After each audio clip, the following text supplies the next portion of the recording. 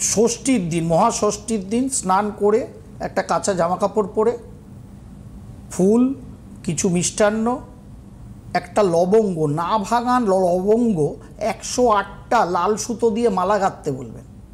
সেটা নিয়ে মা ভগবতী দুর্গার চরণে মহাষষ্ঠীর দিন গিয়ে ওকে ধূপ, বাতি, মিষ্টান্ন, আদার্স ফুল, মালা সহযোগে ওই লবঙ্গর যে হাতে করেও তৈরি করে নিয়ে যাবে বাড়ি থেকে মালাটা, ওটা গিয়ে মা ভগবতীর চরণে দিতে বলবেন।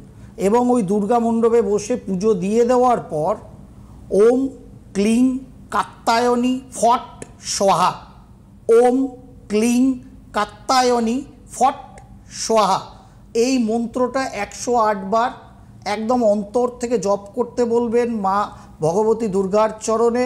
নিজের মসৃণ জীবন সঙ্গীর সঙ্গে সাক্ষাৎ এবং তার সঙ্গে জীবন সুস্থ সুন্দরভাবে ভবিষ্যতে কাটানোর পজিটিভ কামনা মায়ের চরণে করে, তার কৃপা প্রার্থনা করে, সেই কৃপা নিয়ে শান্ত মতো বাড়িতে ফিরে আসতে বলবেন।